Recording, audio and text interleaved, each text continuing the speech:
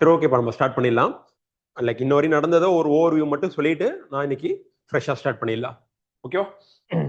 So என்ன போன கிளாஸ்ல நம்ம ஸ்டார்ட் பண்ணோம் அப்படின்னா, ஸோ எப்படி இந்தியாவை பிரிட்டிஷ் கேப்சர் பண்ணாங்க அப்படின்ற கதையை நம்ம பார்க்கணும் அப்படின்னு சொல்லியிருந்தேன். ஸோ பிரிட்டிஷ் இந்தியாவை எப்படி கேப்சர் பண்ணாங்க அப்படின்ற கதையை நமக்கு தெரியணும் அப்படின்னா முதல்ல இந்தியா எப்படி இருந்துச்சுன்னு தெரியணும்ல. லைக் இந்தியா எப்படி இருந்துச்சு 18th செஞ்சுரியில India, which means 1700s to 1800s எப்படி இந்தியா இருந்துச்சு அப்படின்னு தெரிஞ்சாதான் இந்தியாவை எப்படி கேப்சர் பண்ணாங்கன்ற ஸ்டோரி நமக்கு கனெக்ட் ஆகும். ஸோ தட்ஸ் வை வந்து நான் அந்த மாதிரி நான் இந்தியாவோட அந்த 18th செஞ்சுரி இந்தியாவோட பொலிட்டிக்கல் கண்டிஷன் நான் கிளியரா உங்களுக்கு சொல்லி கொடுத்தேன். அண்ட் எக்கனாமிக் கண்டிஷன் கிளியரா சொல்லி கொடுத்தேன். அண்ட் தென் 18th செஞ்சுரி இந்தியாவோட ஒரு ஒரு கல்ச்சுரல் சொசைட்டி, கல்ச்சுரலா இந்தியா எப்படி இருந்திருக்கும் அப்படின்ற மாதிரி நான் உங்களுக்கு கதையா சொன்னேன். அண்ட் நான் பொலிட்டிக்கல் கண்டிஷன் எடுத்து சொல்றப்பதான் என்ன சொன்னேன், நான் ஒரே ஒரு வாட்டி மெயின்ஸ்ல கொஸ்டின்ஸ் கேட்டிருக்கிறாங்க அப்படின்றனால கொஞ்சம் நமக்கு ஓவர் வியூ சம்மரி மாட்டி தெரியணும். சம்மரி மாதிரி நாட் நெசசரி நீங்க ஒவ்வொரு கிங்டம்ல இருக்கக்கூடிய ஒவ்வொரு கிங்கை பத்தி டீப்பா படிக்கணும்னு அவசியம் இல்லை. ரொம்ப ரொம்ப இம்பார்ட்டன்ட் கிங்டம்ல இருக்கக்கூடிய சம் இம்பார்ட்டன்ட் கிங்ஸை பத்தி நான் டீப்பா டிஸ்கஸ் பண்ணியிருப்பேன். அதை மட்டும் கொஞ்சம் கவனிச்சுக்கோங்க. மற்றபடி நீங்க ஓவராலா படிச்சீங்கன்னா போதும்னு நான் சொல்லியிருப்பேன் பொலிட்டிக்கல் கண்டிஷனை பொறுத்தவரையும். அண்ட் தென் அதே மாதிரி தான் வந்து என்னப்பா எக்கனாமிக் கண்டிஷன், இந்தியாவோட எக்கனாமிக் கண்டிஷன் எப்படி இருந்துச்சுன்னு சொல்லியிருப்பேன். அண்ட் தென் இந்தியாவோட சோஷியோ கல்ச்சரல் கண்டிஷன் எப்படி இருந்துச்சுன்னு சொல்லியிருந்திருப்பேன். அண்ட் தென் இது நான் கம்ப்ளீட் பண்ணதுக்கு அப்புறம் நான் என்ன பண்ணேன், இந்தியாவை எப்படி இருக்குதுன்னு பார்த்தாச்சு. அண்ட் தென் இந்தியாவை எப்படி கேப்சர் பண்ணாங்கன்னு பாக்குறப்ப நம்ம இந்த மாதிரி நிறைய வார்ஸ் மூலமா இந்தியாவை அவங்க கேப்சர் பண்ணாங்க. ஸோ நம்ம ஃபர்ஸ்ட் எடுத்தோம் ஒவ்வொரு வாரா போறோம். கர்நாடிக் வார்ஸ் போறேன், and then battle of Plassey போறேன், Buxar, and then Anglo Mysore war, Anglo Maratha war, Anglo Sikh war, conquest of Sindh. So இது எல்லா வாருமே நம்ம ஒன் பை ஒன்னா பார்க்க போறோம். அந்த வார்ல எல்லாத்தையும் அப்கோர்ஸ் யார் தான் ஜெயிக்க போறா, இங்கிலாந்து தான் ஜெயிக்க போறாங்க, இங்கிலீஷ் ஈஸ்ட் இந்தியா கம்பெனி தான் ஜெயிக்க போறாங்க. பட் ஆனாலும் நம்ம அந்த வார் எதனால நடந்துச்சு, அதோட கான்சிக்வன்ஸ் என்ன, எல்லாமே நம்ம கதையா நம்ம பார்க்க போறோம்.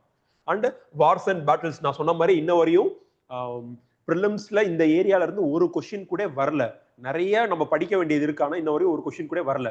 ஸோ தட்ஸ் வை வந்து பாத்தீங்கன்னா நீங்க வரி பண்ணிக்க வேணாம். நிறைய எனக்கு டேட் இருக்குது, இயர்ஸ் இருக்குது அப்படின்னா வரி பண்ணிக்க வேணாம். ட்ரீட்டிஸ் இருக்குது அப்படின்னா just some important treaties, some important years வேணா வந்து ஞாபகம் வச்சுக்கோங்களோட ரொம்ப டீப்பாலாம் போக வேணாம். இருக்கு நான் சொன்ன மாதிரி வார்ஸ் அண்ட் பேட்டில்ஸை பத்தி படிக்கிறதுக்கு எப்பயுமே நம்ம என்ன ஃப்ரேம் ஒர்க் யூஸ் பண்ண போறோம், ஒரே ஃப்ரேம் ஒர்க் யூஸ் பண்ணுங்க. ஸோ தட் உங்களுக்கு ஈஸியா இருக்கும்ன்றதுக்காக. எந்த வாரை பத்தி படிச்சாலுமே உங்களுக்கு என்ன தெரியணும், அந்த வாரு அஃப்கோர்ஸ் குரோனாலஜி தெரியணும், எப்போ நடந்துச்சுன்னு தெரியணும்.